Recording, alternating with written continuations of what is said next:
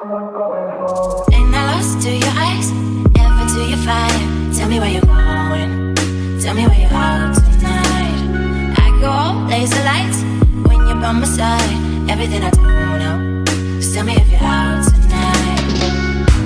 Love and dancing, long as you're looking, I don't feel. Hey guys, it's Frank. Welcome back to my channel. So I'm 25 years old and I've realized I've now changed 2 cities within Canada over the last 7 years. The first move was to Toronto for my post-secondary education, and the second was in my most recent months, and I moved over to Calgary during the pandemic. Over the last year, I'm starting to recognize a trend where more and more individuals are now fleeing the big cities such as Toronto, Los Angeles, New York, Vancouver. With the ability to now work from home, everyone is now at home, thinking at home, well, where do I want to live long term? And of course, it's not the easiest decision, given that you may have family in the city or you have a great friend group. It almost feels like you're pressing the reset button. But hear me out, there are certainly reasons why you may want to consider moving into a new city. As a person that has lived in a small city, then a big city, and now to a medium-sized city,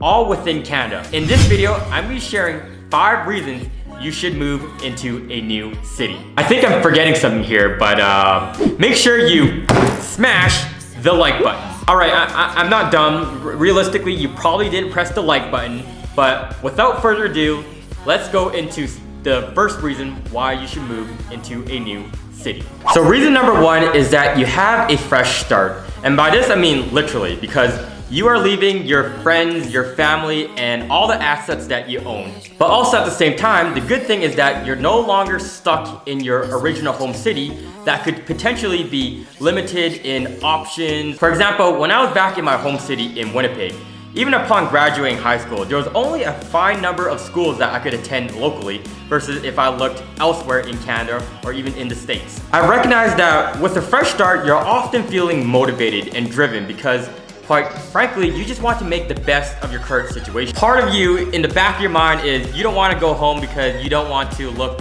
like you failed.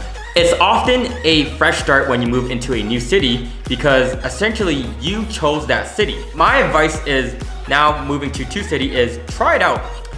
Try it out. If it doesn't work out, you can always go back home, but my theory is to try and learn than to never try at all. Reason number 2 is that you have an accelerated growth mindset. When you move into a new city, oftentimes you learn to adapt to a new environment, which usually leads to confidence into other areas. For example, when I moved to Toronto, it was a massive culture shock. I went from a population of 800,000 to now 3 million. But now reflecting back, that really gave me the confidence to now move to Calgary, just given that I've been through so much in my city in Toronto that I understood that I can replicate that in another city. Another thing about an accelerated growth mindset is that oftentimes if you're living on your own, you learn so much about yourself. So oftentimes when I was in Toronto, I'm learning from my mistakes. I'm trying out a lot of new things. And it really goes to show when I visit back home, I kind of have like this outsider perspective. Living in a new city really teaches you how to survive, right? If you're living on your own, you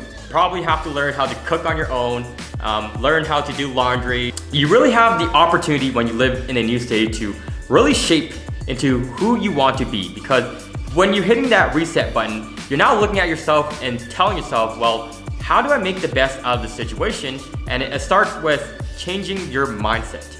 Reason number 3 is that you become very, very independent when you move into a new city. And I believe this is because, well, you just no longer have an immediate family support system. For example, if you have some sort of issue that's going on, you can't just call your parents and have them come over to your place. The best you can do is just call them and then just hope that they answer. But here's the thing about moving into a new city and becoming independent.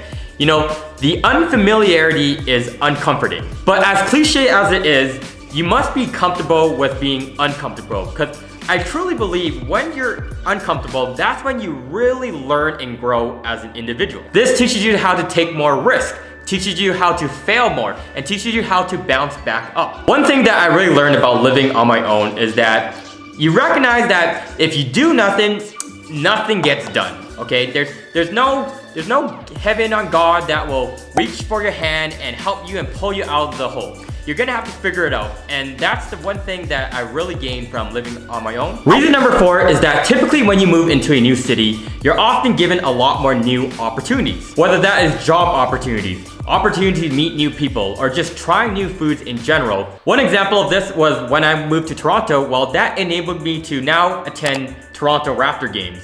And then when I moved over to Calgary, that enabled me to now do a lot more hikes in the mountains. I noticed that when I was living downtown in Toronto, that oftentimes annually I saw a lot of people running on the streets, and that was because they were doing their annual marathon. One year I was just like, you know what, I'm just gonna sign up, and I had a good friend that also did the run with me.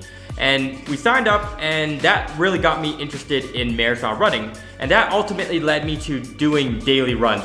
And it all started with the opportunity that the city Toronto has given me. And different cities have different things that they're known for. As touristy it sounds, oftentimes I'm even going on Google and just searching up things like, oh, things to do in X city. Personally, I noticed that when I'm living out in Western Canada, that they're a lot more oriented in outdoor activities. So I find myself every weekend that I'm more times just going outside doing outdoor activities, versus when I was in Toronto, I was oftentimes in downtown Toronto. So that being said, take advantage of the new opportunities that the city has to offer, because you paid all this money to go there anyway. You might as well just try it out. So my final and 5th reason why you should move into a new city is that you have the chance to meet new friends and build on your network. And I get it, there's a clear distinction of moving into a new city for post-secondary education and making friends versus after graduating and moving to a new city. Because you're by yourself, you typically are kind of like forced to meet new people.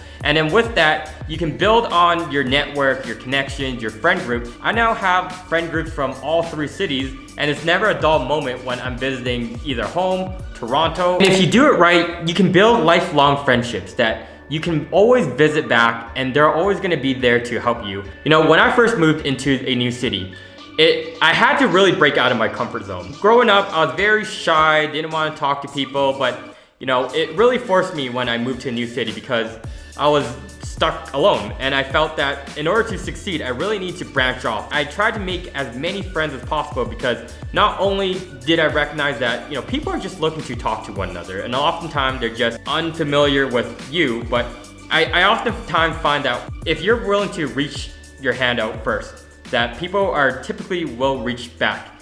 And with that, I even built professional connections where, you know, worst comes to shove, I'm quite certain that even if I want to go back to either one of the cities that I've lived in previously, I can always reach out to a friend that can at least give a referral to a new job that I want. So it kind of enables me to move anywhere with the flexibility. It really helps you in the long term in the city, or even if you move out of the city. So that's something that you want to take into consideration. So this now brings us to the conclusion. And the one thing I just want to say is that, you know what, I get it. Moving into a new city, it's scary, and to be honest, it's not for everyone. But I know there's a lot of folks who may be watching this that are thinking about moving to a new city, but are a little bit discomforted or a little scared to do so. And I get it, there's probably other X factors as to why you can't do it as of right now. If I wanted to give advice to anyone that's watching, is that it gets better. It truly gets better when you move to a new city. You know, you have the instinct and want to move to a new city. And a lot of times, there's been so many people who, you know, they came to me when I first moved to Toronto, and they said, you know, how are you gonna do this? How are you gonna afford that? Well, first, you really have to understand about yourself and what you're doing and why you're doing it. I oftentimes found myself more times than not just figuring it out along the way versus thinking, well, I can never do it. And as I mentioned earlier, this gave me all the confidence in the world when I moved from Toronto to Calgary.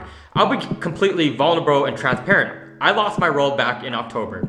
And you know, it was very easy for me to go back to Winnipeg. And to be honest, it logically made sense. But my gut instinct was to, you know what, not yet. Not yet. I want to move over to a new city. And I told myself that, you know what, if I fail trying, I'd rather try and fail than to never try at all.